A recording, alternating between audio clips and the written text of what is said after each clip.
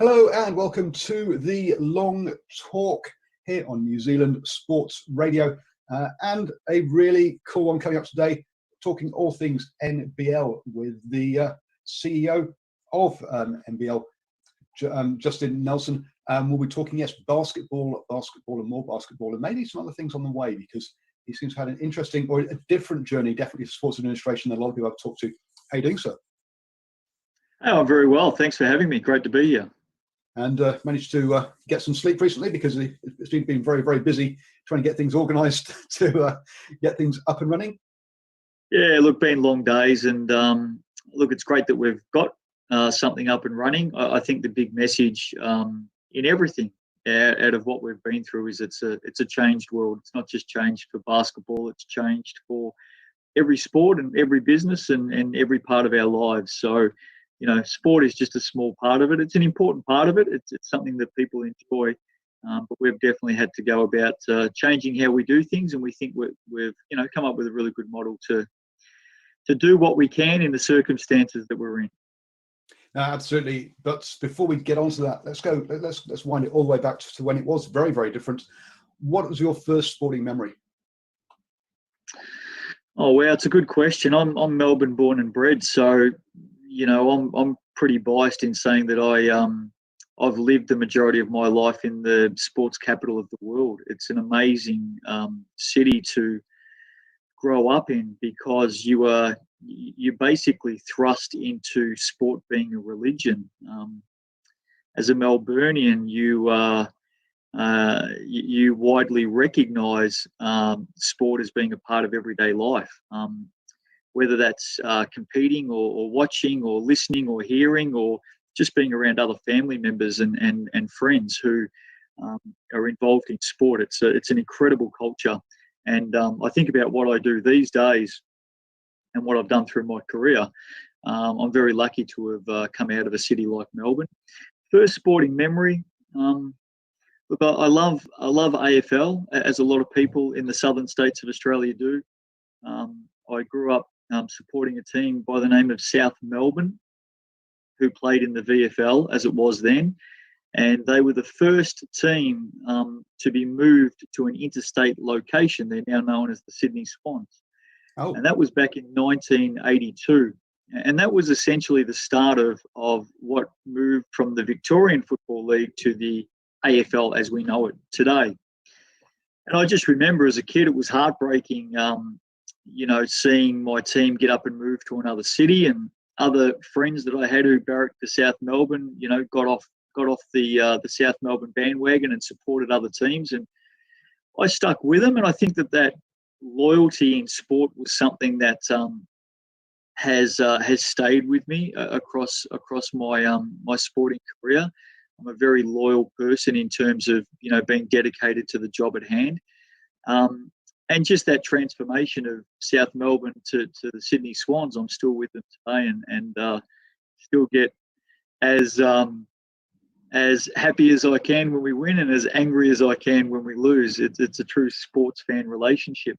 But I think about before that, though, I just remember. Before you just go before that, you are actually moving one of your teams has moved this year from Tasmania to Auckland in the Huskies. So you're hoping to still retain and see them retaining their Tasmanian fans as well? Oh, look, I'd love it if they can. I know how hard it is to see a team get up and move. I suppose the difference for the Huskies is they were in Tasmania for 1 year, and South Melbourne had been in Melbourne for 100 years. So it's a little bit different. But if I go back before that South Melbourne memory, I think just like every other kid, going out and seeing sport, grassroots, being around the local area, maybe going to a big game of football, with my dad, for instance.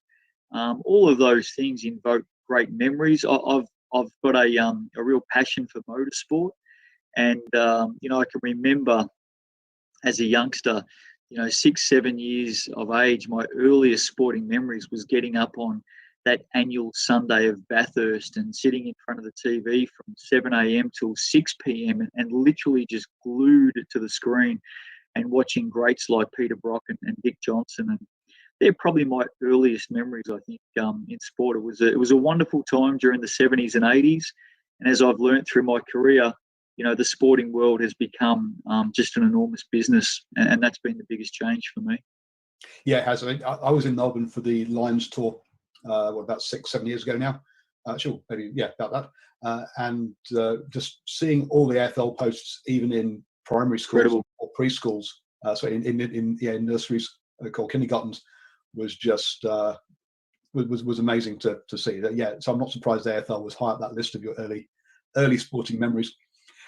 One of the unique things about AFL is they have this membership base, and across the 18 teams, there's something like 1.2 million members. So that's 1.2 million people who hand over a couple of $100 every year to their favourite AFL team to become a member. I mean, that's before you go to games. It's before you buy merchandise. It's just incredible, the connection that sport has built, the fandom, the tribal nature of people giving money to belong to those colours. It's quite unique. It is, and for a sport that you say it has evolved a lot. They used to have their own grounds, but now they share a lot of the Melbourne teams anyway share a couple of grounds. So It's no longer like I'm going to my local. My local team is based here, 2 streets away. All the teams are based out of basically the MCG and is it the Etihad? I think that's called Marvel Stadium these days, but it's changed its names a few times. Yeah. And so most of the teams are based out of those two, and yes, it's amazing how they've managed to keep their regional identities within Melbourne, and yet they don't actually play there anymore. So yeah, there's been a lot of hard work done there. But I also read somewhere that if you play a sport, you're 60% more like as a kid, you're 60% more likely to become a supporter of the sport as an adult. Oh, no, absolutely, no doubt about that, and that's why grassroots participation is so important. And I'm as dedicated to grassroots participation as the next person.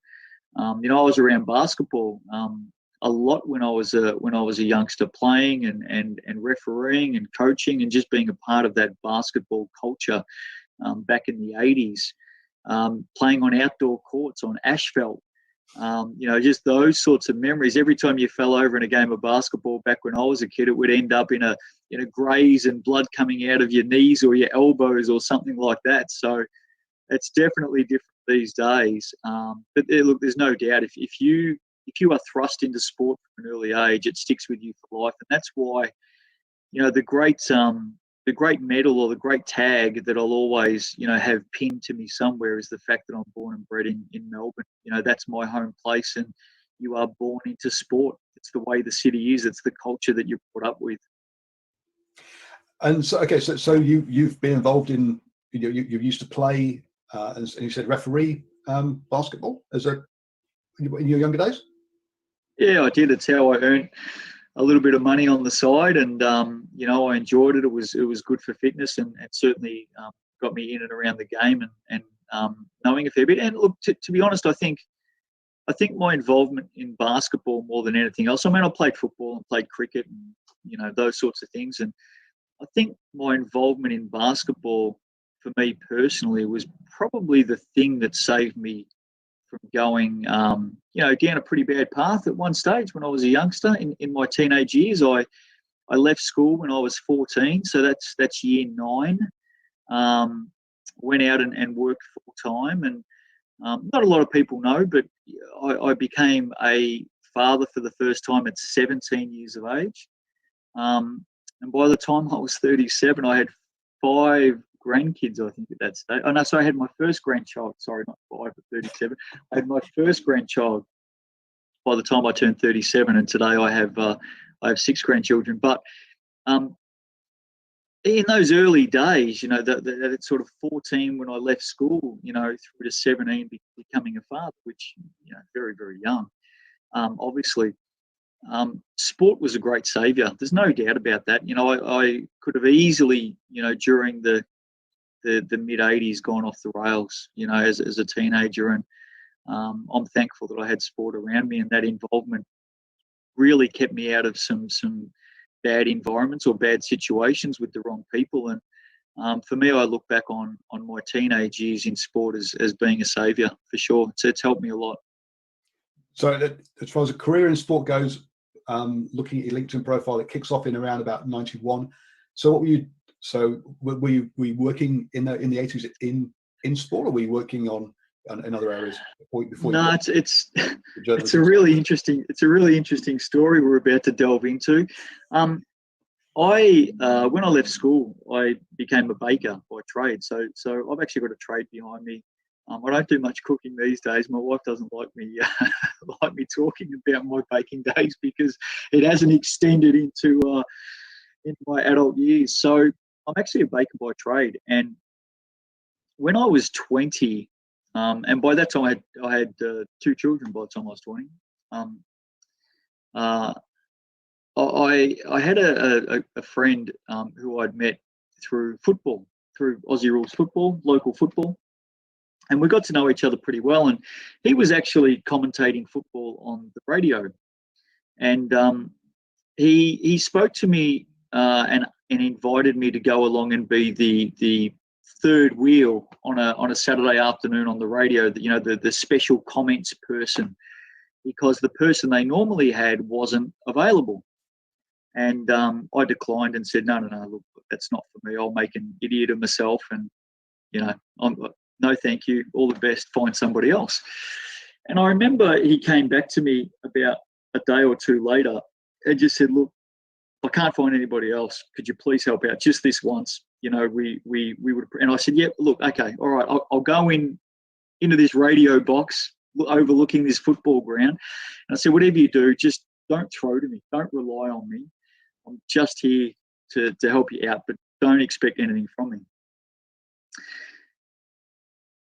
And the story ends up that the following Monday, I went into the media full time, and the following Saturday, I was the head commentator of their broadcast team. It was just something that I could do. It was just, I had no idea that I had the ability to do it. I had no idea about the media or my ability to watch a game and commentate a game. But 48 hours later, I'm changing my entire career. I'm working in the media full time, and a week later, I'm that I'm that head commentator of something a week ago I said, don't expect a thing from me. And when I think back, I remember being... And your mate's suddenly unemployed. And look, he always, calls it his claim to fame. How he just found this person that could do it.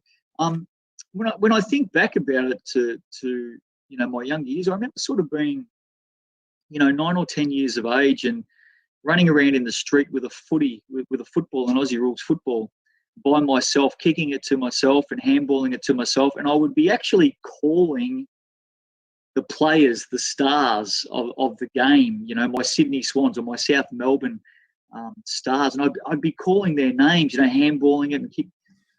And when you think back about it now, to that situation I was thrust into in the radio game, it was just something I was able to do, and it came naturally. And then I was fortunate enough to carve out 25 years on radio and TV and all those sorts of things back in Australia. So covering AFL and the old National Soccer League before it became the A-League. I spent 7 years travelling around Australia commentating the National Soccer League and motorsport and AFL and basketball, and that was it. The baking days were over. I was full-time into sport and into the media at the age of 20. Amazing.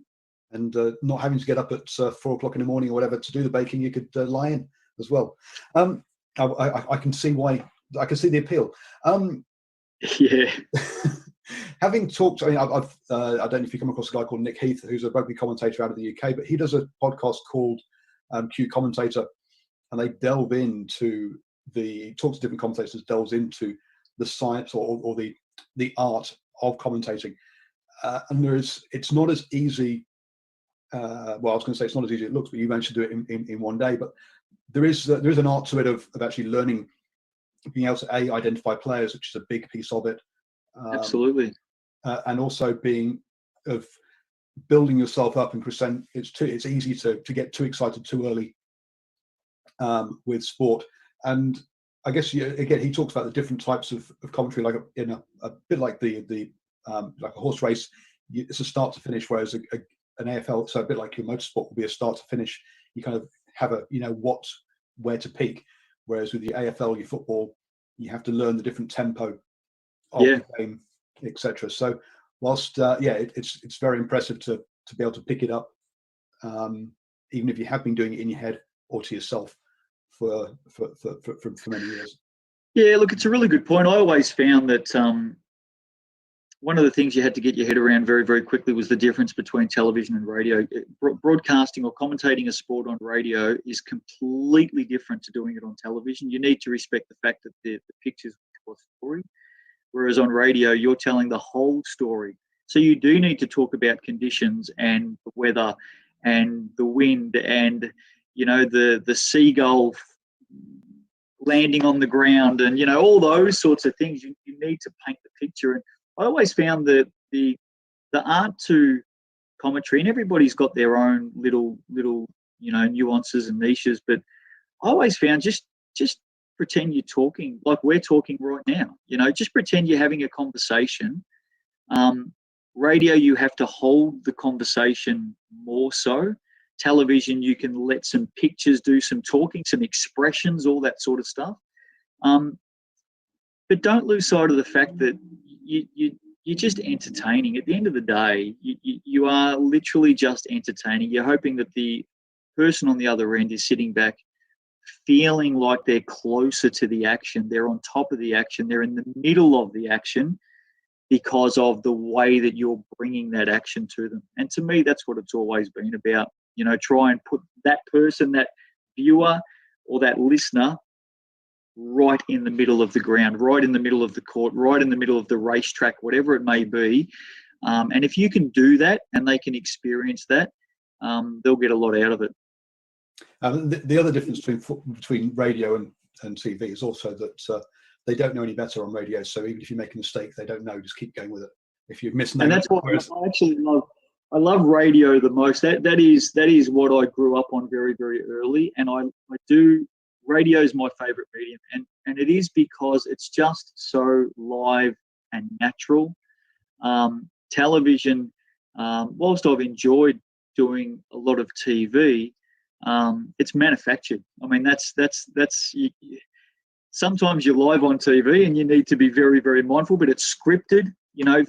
Not many shows these days. I mean, obviously there's all your new age shows where you're stuck on an island or whatever, but a lot of it's scripted. Radio, it can be so unscripted, and I love that. I love the fact that you can speak to listeners, and players might say or do the wrong thing, or it's that fascination with radio is it's just live and raw. And to me, that was always that it's still to this day, it's the one that I enjoy the most. Yeah, and also with podcasts as well, and again, the audio format is you're not so, okay, guys, we've got 10 seconds before we move on to this. Then you got 90 seconds, then it's this. Whereas, yeah, as you say, within TV, it's all very much down to the second. And I remember listening to one of the Robbie commentators said, right, here's what we hear in the run-up, and you've got two different people talking in his ear while he's expected to talk, giving him two different countdowns to different things. And you're like, how does he concentrate on anything? It's amazing. So yeah, it is the hardest. It is easily, listen to me, easily the hardest. It is the hardest thing to get used to in television. And I remember when I first got into it, every now and again, you'd be stopping and listening, and slowly but surely you learn it. And it does become an art form. And there's some wonderful television presenters out there. You just wouldn't know that there's someone badgering them the whole time in their ear. If anyone watching this who's done TV, they'll know that when you're standing there in front of the camera, you have got somebody just talking to you all the time, and you've got to hear that voice and just keep focusing on the job at hand. And it's the trickiest part of the business for me. There's no doubt about that. Yep. So you've obviously doing that commentary, hosting events, doing lots of media. How do you transition from that to sports administration? Because it's a bit of a leap. Yeah, it's a great question, because probably my first love is still my greatest love. So I still love doing things like this. I still love talking about sport and having conversations, and I still love going on radio and, confront up to the TV for my work, and that I love that. And last year I had the chance to I had to step in and commentate a couple of games in the NBL because we had flights that were cancelled and commentators missing, and I love getting back and doing that stuff. I think the transition into sports administration and management came fairly naturally, but the hardest lessons that you learn in all of it is there's a lot of people looking to you. There's a lot of people relying on you. There's a lot of people that that need to see the light at the end of the tunnel, that are looking for the leadership. And it's not unlike, making those mistakes in the commentary booth. You make mistakes in sports management as well. You can't get it right all of the time, but you try and get it right most of the time. And there's probably four or five really key principles that I've followed in sports management. And I think because I've stuck to those things, it has helped me more so get to where I am today, or go through the experiences of what I've gone through. But look, I'm not like anybody else. I've still got a lot to learn, a lot of things, and I try and learn off as many people around me as I possibly can. But the transition's been fun, but it's been challenging. So initially, women's basketball, is that correct? No, actually, initially, more around AFL. My very first step into sports admin, whilst I was also juggling a media career, was back in 1997. And that was around Australian rules football. And then I continued to do some management, more so getting into the digital space around sport. Got back into basketball, a lot of management within basketball. And then I spent 3 years in V8 Supercars. And that was, to this day, is probably where I gained a lot of my commercial experience. V8 Supercars is a commercial beast like no other sport you'll ever come across. Motorsport is about money, and money only. You can be the greatest athlete and the best driver. You can be the fittest. You can have the best vision. You can have the best reaction times. If someone sideswipes you at the first corner, your race is over. So it is very much a money-driven sport. So a lot of the commercial part of what I do today was born out of spending time in V8 Supercars. It was only really in, I think about 2013, 14, where I was approached by... But I mean, it's something in V8 Supercars. I mean, again, if you look at most other sports, the equipment is relatively cheap at the end of the day. Sure, the stadium can be expensive, but in V8 Supercars, you've got an expensive track, but then also the cars are expensive. So, you need a lot of capital. You need a lot of revenue to cover those costs. Now, athletes can be expensive as well, but it's an extra cost that other sports don't have to bear. We'll come back to getting into the women's sport in a moment. I remember one afternoon on the Gold Coast 600 in V8 Supercars, and it was a time, I think it was about 2011, 2012, and all of the main drivers, their co-driver was an international driver, so someone who wasn't racing in V8 Supercars. And when the international drivers got behind these V8 beasts, 650 horsepower that, go like the clappers, it was just mass carnage, huge carnage. And I remember that night down in the pits, looking at the back of the garages and all the damaged panels, all the bent wheels, and it was just unbelievable. Anyway, the next day, on the Sunday, we came back for the next day racing, and the broadcast started with an approximate figure of damage And they said in that one race alone, the damage bill across the teams was something like $1.8 million. One race.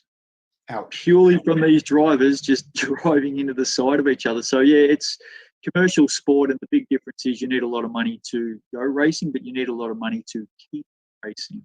Yep. But then, look, when I got out of V8 Supercars, which was a circus, you're away from home 26 full weeks a year, so not weekends, full weeks a year. I was approached by the guy who's still the president to this day of the Carlton Football Club in the AFL, Mark Lagudice. And he, along with a couple of other people, approached me to see if I'd like to be the GM of one of the WNBL teams, which is the Women's National Basketball League in Australia. And the team was the Melbourne Boomers, who are the most well-known women's basketball team in Australian basketball history. More Olympians than anyone else, more opals than anyone else. Just a huge legacy in women's basketball. And the business was rock bottom, totally shot, losing money hand over fist, bottom of the league, bottom of the pay packets for the players. It was a disaster, a basket case. And for some reason, I like challenges. And I said yes. And over the next 5 years, we set new crowd figure records. We went from 110 members to 3,300 members. We went from a $300,000 business to a $1.5 million business. Biggest crowds, most sponsors. It was just a wonderful journey, a huge opportunity for me to grab something that was rock bottom and try and do something with it. And it was a lot of fun. I really enjoyed it. And amazing athletes. The women that play any sport, they are just incredible role models, great to be around. They work so hard. And it was a pleasure to spend 5 years trying to reward those athletes, because they deserved everything they got. And, our payroll tripled. And I loved giving more money to the players. They're incredible ambassadors. If you've never worked with female athletes before in the world of sport, go and do it, because you'll have a whole new appreciation for determination, commitment, and just the desire to be the best they possibly can. Just fantastic. Wonderful experience. And from a media point of view, they're also much more willing to talk generally as well, which is much nicer. And they're good at it. I mean, they're very, very good at it. I mean, there's so many male athletes that I've interviewed in the media over the years, and you can't get a word out of them. It's like talking to a brick wall. The women that I've dealt with in sport over the years, and so close to grassroots and understanding community, and incredible role models. Yeah. So that means 5 years. That means that came up towards the end of last year. So this is your first year with the NBA? No, so that was through to the end of 2018. 18, okay. The opportunity came up here, and look, from the first moment I heard about it, when I was contacted about it, 6 days later, signed on the dotted line, and then the realization hit my wife and I that we had just committed to move to another country. It was kind of ironic at the time, because I had two opportunities in front of me. One was here in New Zealand, and the other one was with the Dallas Wings in the WNBA in Arlington, Texas. And I'm so glad I chose this opportunity, closer to home when we need to get back and see family. But it's just proven to be a wonderful opportunity. The 2019 season in the Cells NBL we saw extraordinary growth in everything we did. Great partners in Cells and Sky Sport and stuff, and just extraordinary growth. It was a lot of fun, and we had so many great plans for 2020. And exactly like the rest of the world, everything came to a screaming halt. So, plans for this year? I think you're planning on about 8 teams. I think it probably was, because I think 7. We've got 7 teams. You've got 7 now, but your original plan was something like an 8-team league over what, a 10-week or so? Oh, probably 16 weeks. Yeah, 16 weeks. And you've had to go from that to a 7 team, but 5 of the teams are the same, and two new teams over a 5 week. Is it? So it's 5 weeks, isn't it? 6 weeks. 6 weeks, right? 6 week season. That's a lot of change, and also you've also decided to throw in there, or not decided, but you've also thrown in there, rather than having each team on setting up their own rosters, to having a draft as well. You've obviously had a few something not like the new system, and have decided to skip this year. But you've most of them you've got on board, and are giving it a run. I guess how much what's been the biggest challenge for you to get over to make this happen? I think the biggest challenge is right from the outset, and that is that we recognised right at the outbreak of this pandemic. In fact, we brought in quarantine for all of our international players, no matter what country they were coming from, before the government did. So we identified straight away that there was going to be something big happening here. This was going to be something substantial in terms of change. Not just the change to our lives. I think the change to our lives has just been just another whole level. But we felt, as this was unfolding early, we felt like it had the potential to change our league. Remembering that at that time when we made that decision, a third of our players, male and female, were currently out of the country. That's a big number. That's a huge number. So we got on top of... Where do those other third come from? Well, America, Australia, all around the world, and that's Kiwis as well. It's not only international players, it's Kiwis. I mean, the beauty about basketball is it's global sport. So we've got Kiwis playing all around the world, plying their trade. We recognised early that change would be needed. And when you talk about challenges, I think the greatest challenge that we've had is having everybody in our NBL family recognise that change was needed. The fact is that if we didn't change and adapt and come up with this new style of competition in 2020, I couldn't guarantee that 2021 the league would even exist. That's reality. We had to change our business. We had to change our thinking. And all sports are doing the same. You know, there's no sport in the world right now who is thinking normally. Normality left the building. It's gone. There's no such thing as normal right now in business, and sport is a business. So look, that was our greatest challenge, just the fact that we had to communicate and educate and hold some people's hands and say, look, we're not going to be able to do what we normally did. We're not going to be able to fly around the country. We're not going to be able to afford the wages for players. We're not going to be able to afford to put what the show was going to be on anymore. And that was the greatest challenge. There's no doubt about that. And the end result is 7 teams are with us. 3 teams are rebuilding their business for 2021 for different reasons, and we respect that.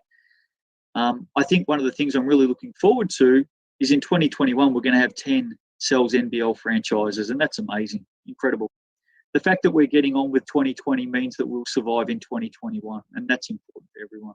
So what kind of revenue drop have you had to handle as well? It's a great question. Thankfully, the league is supported by partners, and our partnerships are such that if we put the show on, we get paid. It's not unlike rugby. It's not unlike netball. It's not unlike AFL. If you put the show on, you get paid. We're a national sport.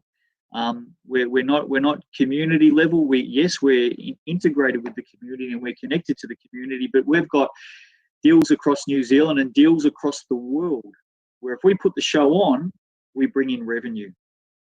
That's why it was really important that we keep that coming in so we can rebuild for 2021 out of a much stronger position. Our teams are different though. And our teams, on an average, compared to what their budget would have been in 2020, you're looking on average at a 90% drop in revenue, 90% plus. It's a massive, massive change to the financial landscape for our teams. And sport around the world is suffering the same thing. That's why it's important that, any assistance that we can get is just vital. So in season 2020, the new competition that's been put together, and it's got a lot of upside to it, a lot of exciting new elements. The league, the NBL, is essentially footing 90% of the bill. It's a massive step that we're taking and a huge undertaking, but we're doing it to make sure that we're back here for 2021 and beyond. And if we hadn't have done that, I can't guarantee that we would have been here. Some of those innovation things. So first off, it's going to be in one location in Auckland. In Auckland, yeah. Locations, which I think is something that we're seeing also with netball and other sports that I've been talking about. But you're going to have them all housed in that one place. As far as training facilities go, you've managed to find 7 different training facilities then in Auckland that they can use, or no? So we'll all be at the one facility, and we'll announce that facility really, really soon.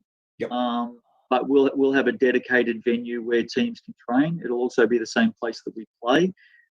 Out of this, for basketball in this country, we're going to have 2 games a night, prime time, 5 nights a week, live on Sky Sport.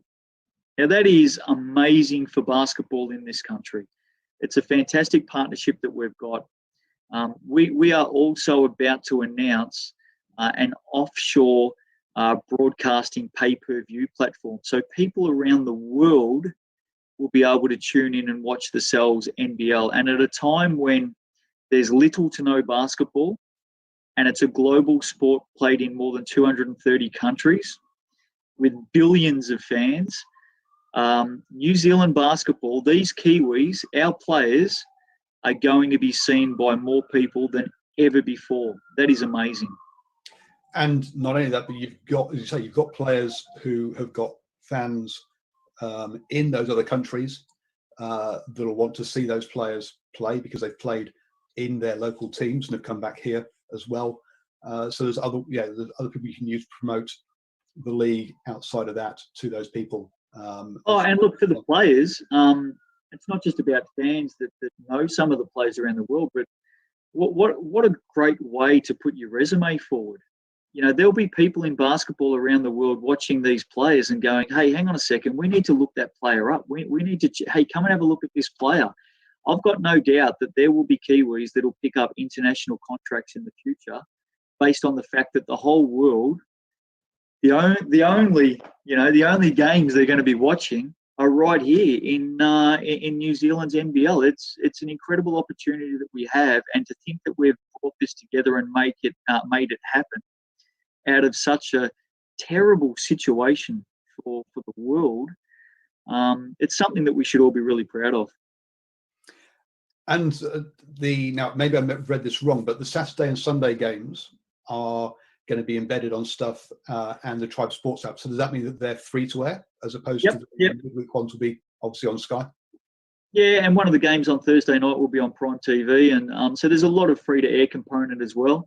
And then obviously a lot on Sky. They're all going to be on Sky as well. So to have 56 games, over 6 weeks, 10 games a week, 2 games at night, 5 nights a week. You can sit down with your family, and that was one of the things that I really wanted to make happen here. We need to understand that there's 8-year-old kids out there who are craving to get back to basketball, craving to get back to their sport. It doesn't matter if it's basketball or not. The fact that they can see their role models, the big boys playing on television, is a really strong message to those kids that, hey, your sport isn't far away either. You'll be back on court soon as well. And I think in the uncertain times that we've lived in, that's a really important message. So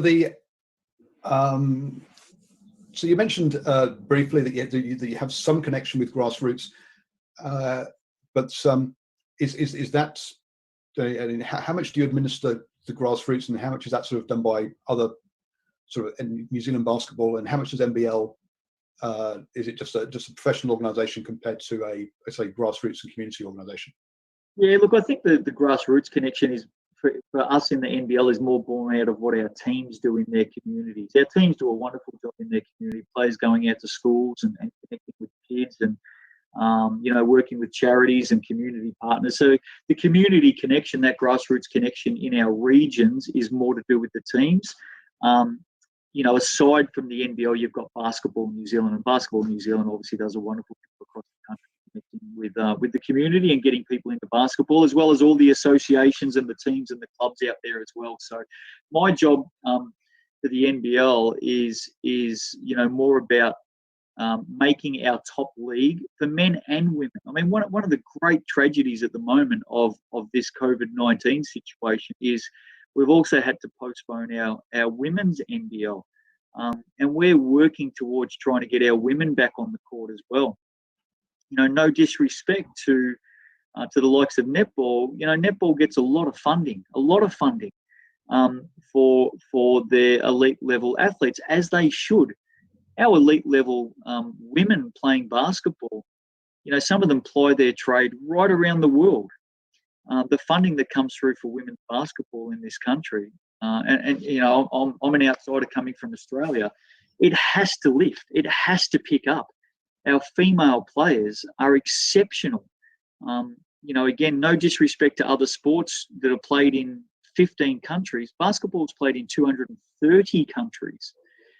We've got to do more for our rising stars in the women's game. And I hope we can get the NBL women back up and running in some shape or form later this year as well.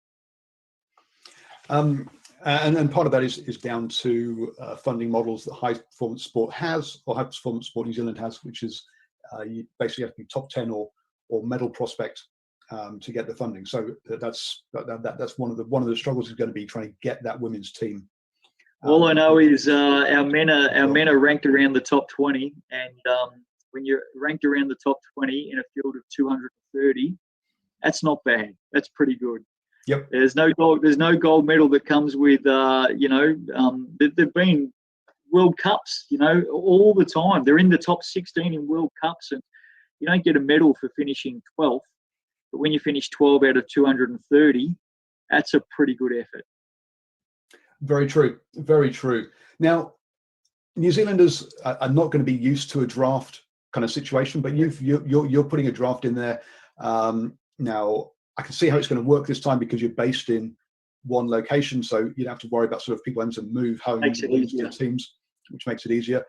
But it's also made it easier for teams like the Huskies to come on board because they don't have to sort of run an academy and feed their team in. They can just build a team from scratch from the draft. So it's helped the new teams under this situation.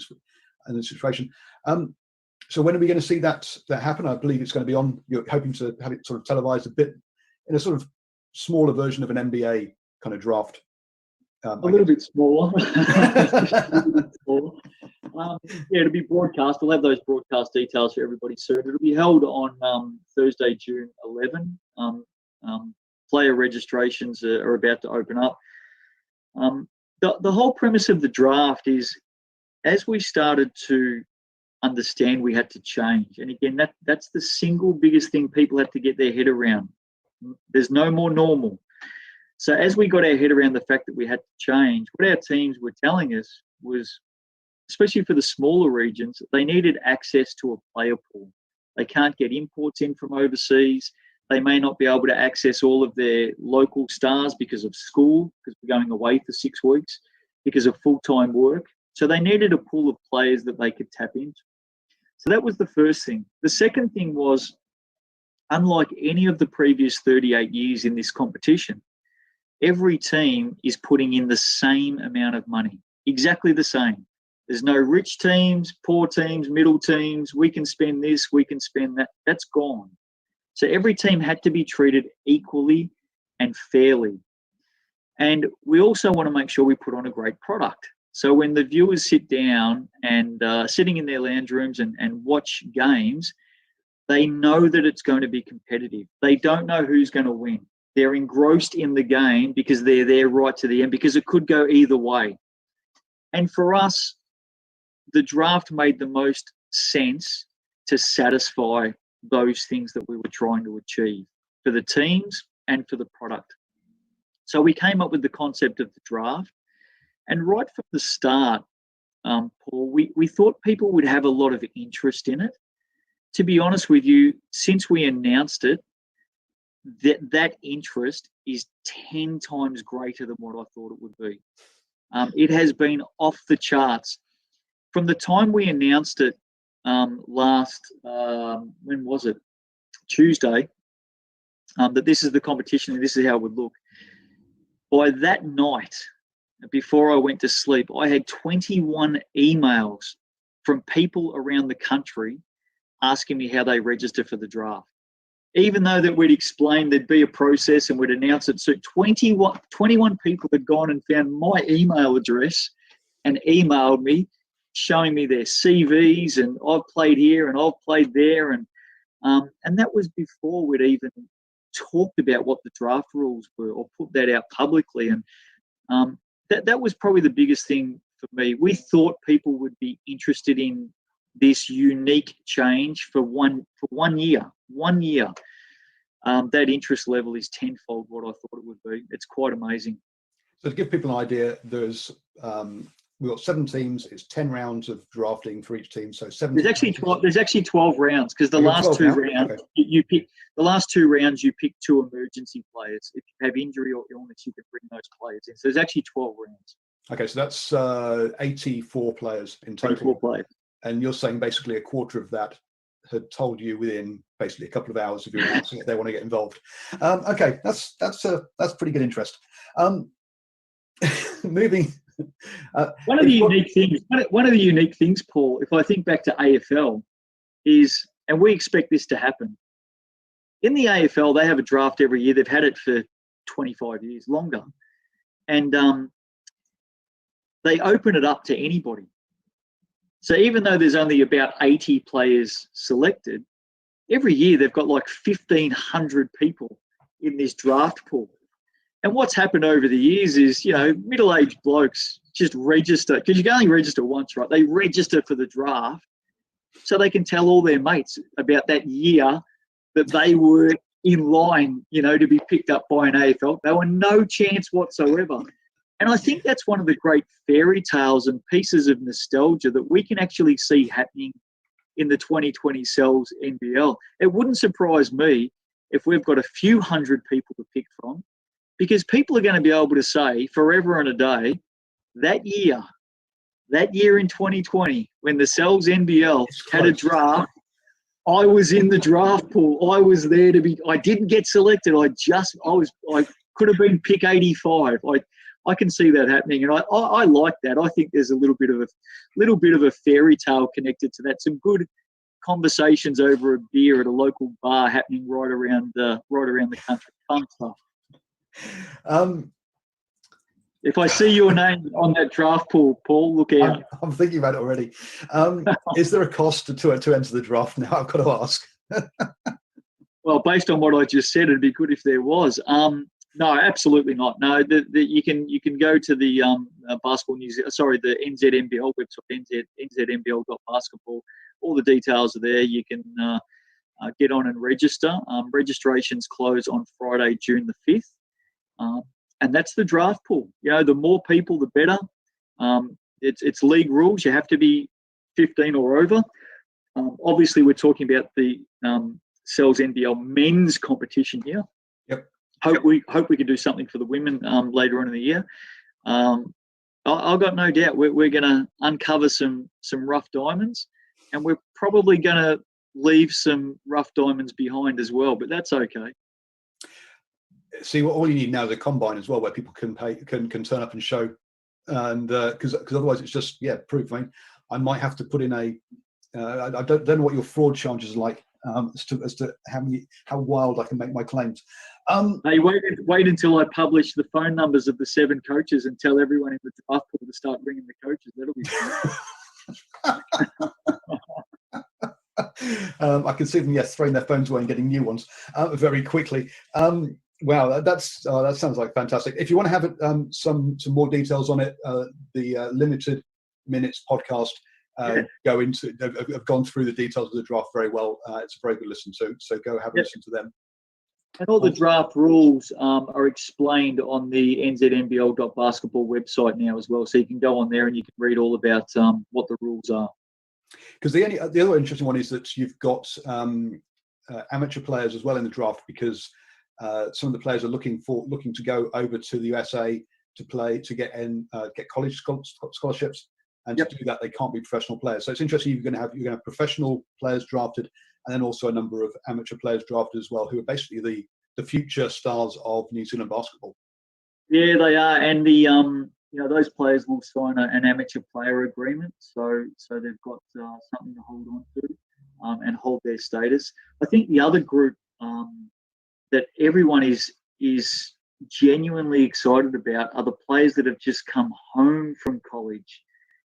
There are some absolute studs, some stars that have come back from college. They're ready to start their professional career. In any other year, they might have been working out in NBA summer camps. They might have been headed to Europe. They're all home. They're all on home soil right now.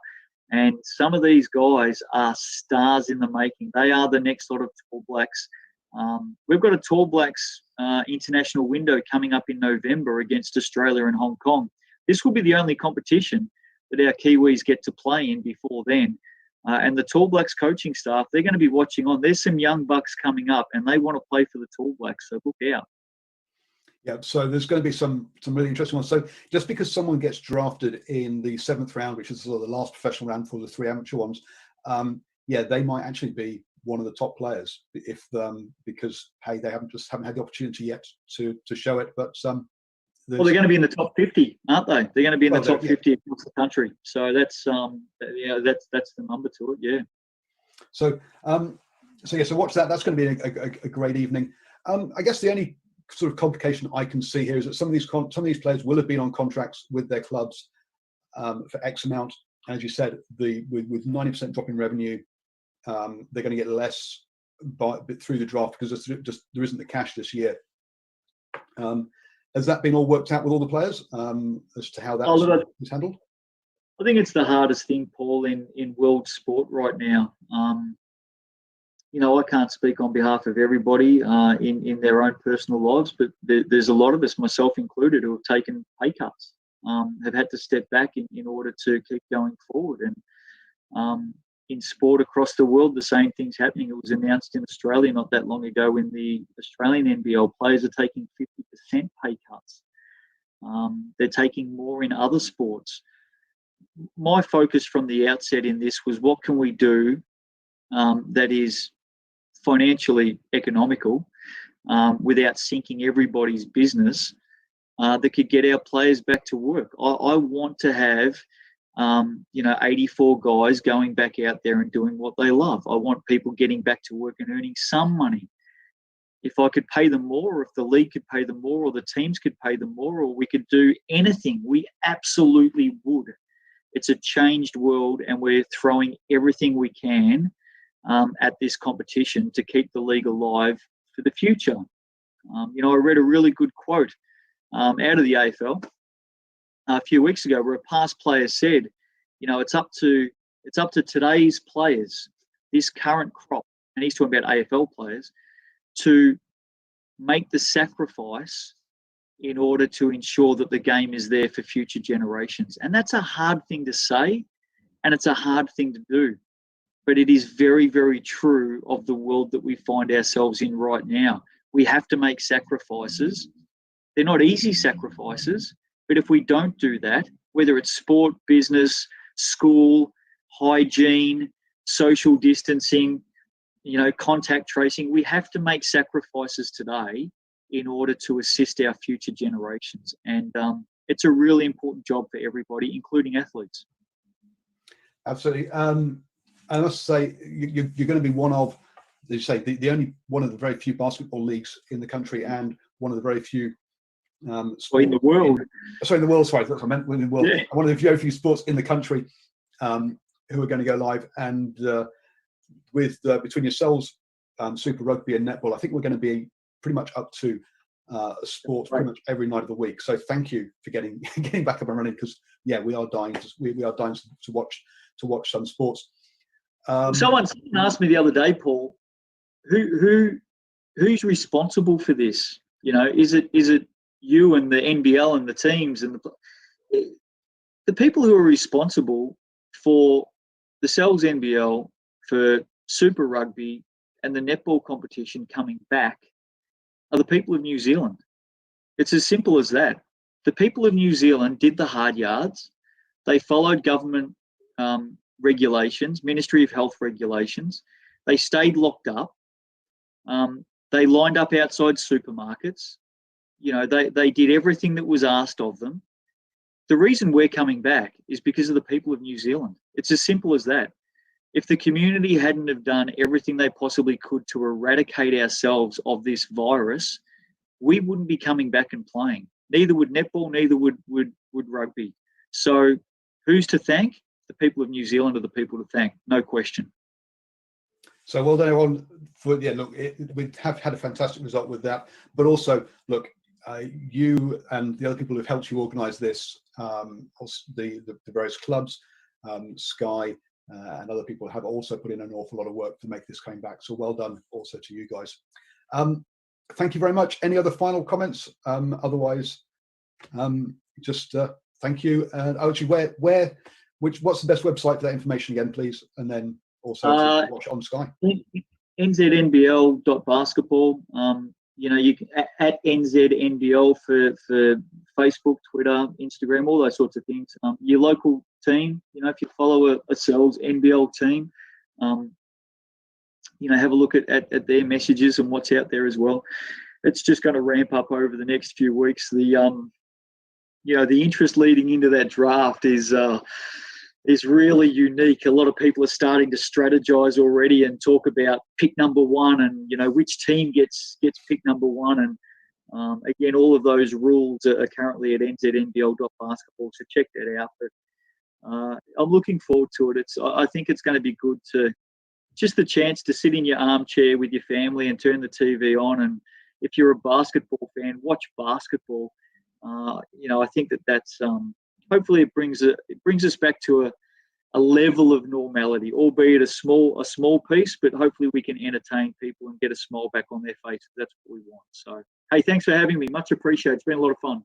Thank you very much. And so, folks, do like the page, our Facebook page, or do follow New Zealand Sports Radio on your favourite podcatcher, be that iTunes, Spotify, iHeartRadio, because we are going to have an NBL specific podcast on here. I'm in discussions to have one anyway, and also in discussions to have a reporter from the actual stadium to give us recorded updates each morning, reports from the games. So on you might be playing, Paul. You might be out there playing. That's true. on the morning sports briefing, which goes out at 7 a.m. every morning. So thank you, everybody, and stay safe and enjoy the basketball.